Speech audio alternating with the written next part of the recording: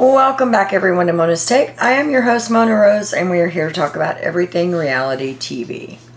Today we're going to talk about Big Brother live feeds night 19. Spoiler alert. If you do not want any spoilers, pause this and come back and watch after Wednesday night's show. After Wednesday night's show you should be good. So again, spoiler.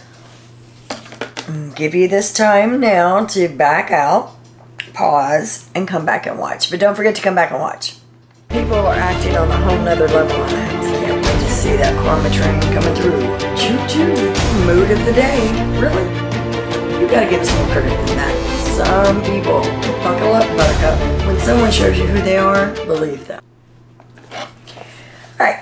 Don't forget to like and subscribe and hit that notification bell so you don't miss anything I have coming up.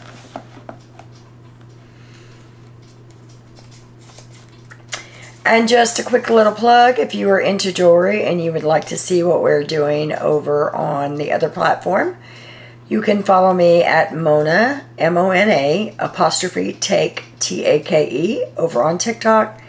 And that's where we do all of our live jewelry shows. Alright, let's get right into it. Oh, well, they did it. I'm sure you all know by now they put Heisem on the block. Feeds didn't come back for a long time. Way longer than it should have taken for them to do the ceremony and come back. So I'm sure that a lot of the fallout they hid from us live feeders, and they will show it in tomorrow night's show. So we didn't get to see a whole lot of the initial downfall, because you know he lost his shit. He had to have been just in utter shock. So we shall see tomorrow night exactly what took place after the meeting. But evidently, Felicia did use the line that why should she go after a knight when she could go after the king, and then ask Heisem to take a seat. So I'm sure it got pretty heated, and he of course immediately started telling everybody, I would never lie to you, I didn't lie to you, I didn't try to make any other alliances, I didn't say you guys were the leftovers I was stuck with, I would never do that, y'all were my team, I was fighting for my team, and y'all see, y'all watch this back, and y'all see, I didn't try to make any other alliances. And he said, and I'm going to look like the moron. Somebody said, well, there may be a battle back. Oh no, there's not going to be a battle back. If I get voted out Thursday night, I'm going home. I'm going home to my people. I'm going home to the people who love me. I'm going back to my life. I've had enough. I'm not doing this anymore. And then immediately goes to campaigning. You cannot make this up. He's talking to Siri and Izzy, and he's telling them how they got some bad information. He doesn't know who they got that information from. The tone of his voice, it isn't mad. It's like a wounded puppy. It's very quiet, very soft-spoken. He's the victim all the way around. He says that he's sorry he didn't listen to them, that he's sorry he made them feel like they didn't have a voice. He's really sorry for that, but it can be fixed. It's not too late to fix this.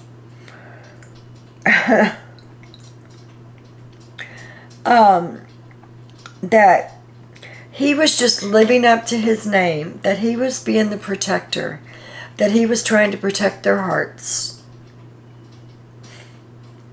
I'm sorry. I cannot even hold in the sarcasm with the amount of bullshit that he is laying down. He says that he's going to have a talk with America because evidently she's giving false information that's not true. And he's going to have a talk with her. He's going to get this out in the open. And he walks outside looking for America. And she's up on the balcony with Corey. And he looks up there and he sees them up there. And he just keeps walking to the weight bench. And he grabs the weights and he starts working out feverishly with the weights.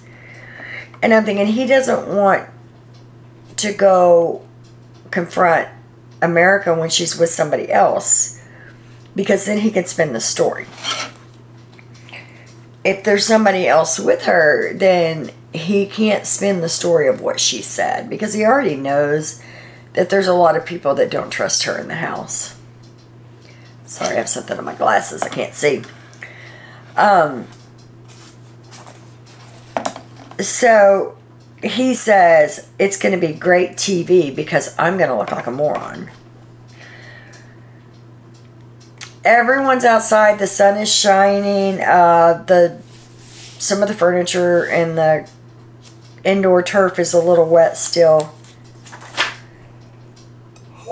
Excuse me. But it doesn't seem like the weather got them too badly. Corey and Hassam talk. And Corey says, it's hard to look at all of the information and what a fierce competitor you are and not see you as a big threat. And Hassam tells him he was never gunning for him. Everyone else was gunning for him, but he was protecting him. He was never coming after him. Hassam says that he didn't put Corey up because he wasn't coming for him. Everybody else was, but he wasn't. And Corey says, even though you say you weren't talking about coming for me, I know people are going to say that that isn't true. And I can't extend my rope for you to stay. I'm loving how candid some of these players are being. It's something that we normally don't see. Normally everybody hem-haws around about what they're going to do. But it seems as though some of the players that are on this cast this year are up for speaking their mind. And it is what it is. Hassam says that he knows if he goes out the door, he's going home. That even if, he tells Corey again, even if there's a battle back, he's not playing. He's done. He's over it. Hassam finally meets with America. And he takes her into the have-not room. And he's trying to say that he never said that to her. He never told her that Riley split up the house and that he was forced to be with the leftovers. That's how that developed because Riley left them out. And he says he never said that. And she said, oh, yes, you did. And she said, I specifically remember because the first thing I thought about was last season. And when you said the leftovers. And that you were forced to play with them, that you didn't want to play with them. You would rather be on the other side of the house with the strong competitors. And he said, I never said that. And she said, oh, yes, you did. And she said, I'm not going to let you gaslight me. She said, I know what you said to me, Hassam, so you can go and tell everybody else everything that you want, but I know what you said to me. And he starts to back up a little bit at that point because she comes off pretty aggressive. And she's like, no, I'm not letting you call me a liar, basically. And he said, well, we just have different memories of the conversation. How do you have different memories of a conversation? I know they say there's 3 sides to every story, mine, yours, and the truth. But for him to have said everything he said to America, and then him say every bit of that's not what he said when it was, he's full of it. So the next on the tour, the Hassam tour, is Red. And Red said, just so you know, man, I mean, as soon as they walked in the room, just so you know, man, I was the last one to know. They specifically made me the last one to know because they know how close you and I are. So he immediately starts covering his ass. Red tells him, dude, you're the biggest threat. I mean, it is what it is. And he said, it sucks that you have to go out this way. He's like, but, you know, you are the biggest threat. And Hassam says, I don't have to go out this way. It can be fixed. It can still be fixed. I don't have to go home. I will give my loyalty to whoever will save me. Everybody that votes for me to stay, and this is what he's telling everybody, whoever votes for me to stay, I will pledge my loyalty to you, and I will go after the others, and I will take them out for you one by one. He said, I only need 6 to stay. And he said, if I get the 6, he's like, can you help me? And Red's like, dude, you're putting me in a bad situation. He's like, you know, it sucks because you and Cam are the closest people in the house to me, and you're both on the block. So what am I supposed to do? And Hisam just keeps going on about how hurt his heart is. He's literally acting like a wounded puppy. Then he sees that that's not going to work. So then he decides to start exposing everyone's game. And he's going hard on Izzy. I don't know why Izzy's taking the brunt of this decision to put him up. But she's taking the brunt of it. And everyone that he talks to, I mean, he's like, I'm going after her. You know, she's the snake. She's the one that did this. I trusted her. She backstabbed me. Da-da-da-da.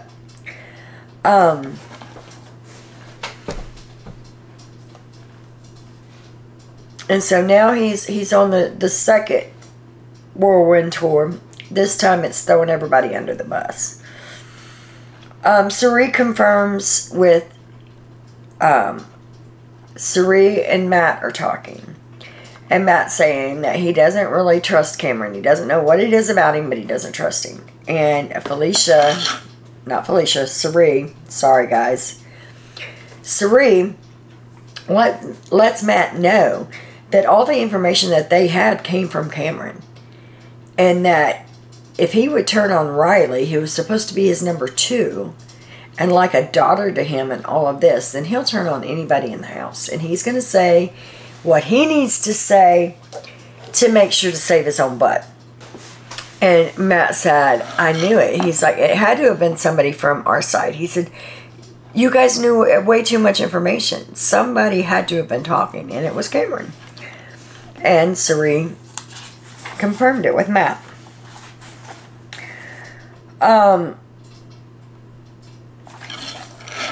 Izzy is so upset with Hisam because all of a sudden she's hearing her name come out. So she confronts him upstairs or in the hallway, and she's like, dude, why are you lying? Why are you trying to start all this shit? Why are you lying? And he's like, yeah. He's like, no, I'm not lying. And she's like, yes, you are. She's like, you know what? Screw you. And she turns around and starts walking down the stairs, and he's following her. That happened this morning.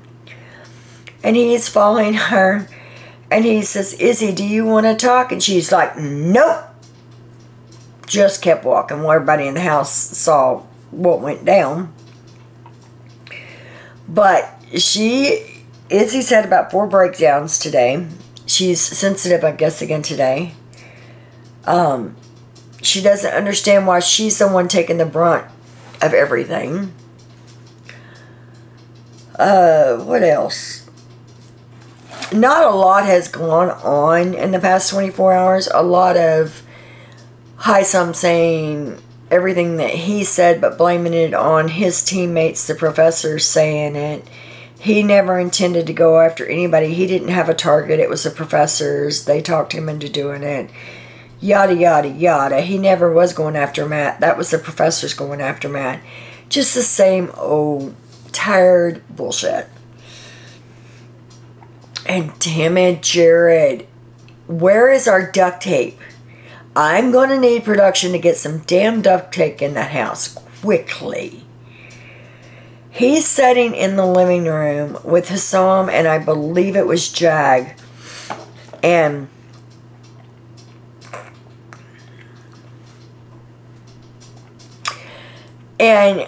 he says how he loves to travel internationally. And Hisam said, oh, really? Where have you went that you really like? And he said, oh, my favorite place to go was Fiji. And then he catches himself and he goes, I went there for no reason. Just went to just go. if you guys are Survivor fans and you watch Suri, you know one of the times she was on it, Jared was the family member that came over to play with her on Survivor. When they do the family thing. So, just like diarrhea of the mouth. And then somebody else on Twitter had posted that he had talked to Blue about how she would react if he told her that he had a relative in the house. And they had a long conversation about it. And I've went back and I've rewinded every time that they've been together in the past 24 hours. I can't find it, so I don't know. It might be a spoof Twitter, but I am keeping my eye on that. He's going to end up opening his mouth. Him and Blue are officially in a showmance now. They kissed. Woohoo! Who gives a shit? Not me. Anyway. I've never been one for showmances in the house. It drives me nuts. But, he's going to end up telling Blue. You mark my words. And that's about it. That's the last 24 hours. Not a whole lot going on. The downfall or the fallout from Heisen getting nominated, we didn't get to see. What we've got to see since he's come back in the house as a wounded puppy, and how he's sorry and he's going to make it up to everybody, but he didn't do anything, but he's sorry. But he wants to work with them and he loves them to, if you don't vote for me to stay and somebody else does, I'm going to target you. It's going to be a long 2 days still. We still have all night tonight. We still have all day tomorrow and tomorrow night and all day Thursday before the eviction. I don't see in any universe to where he gets to stay unless something major happens. I think he's probably the one going home because they know if they don't take this shot, he's coming after whoever he has to come after. And he's just cocky enough that he wouldn't go after like Felicia or Suri or any of those. He's going to go after Jag. He's going to go after Matt. He's going to go after the ones that he wanted to go after to start with. So, I probably will not do a video unless something catastrophic happens tonight or tomorrow. I probably won't do a video tomorrow. And I will be back on Thursday night after the live eviction for the head of household. To let you guys know who won that if they don't show it live. So that's about all I have for you guys. Don't forget to like, comment, and share. Hit that subscription, that notification bell so you don't miss anything I have coming up. And we will see you next time. As always, guys, much love.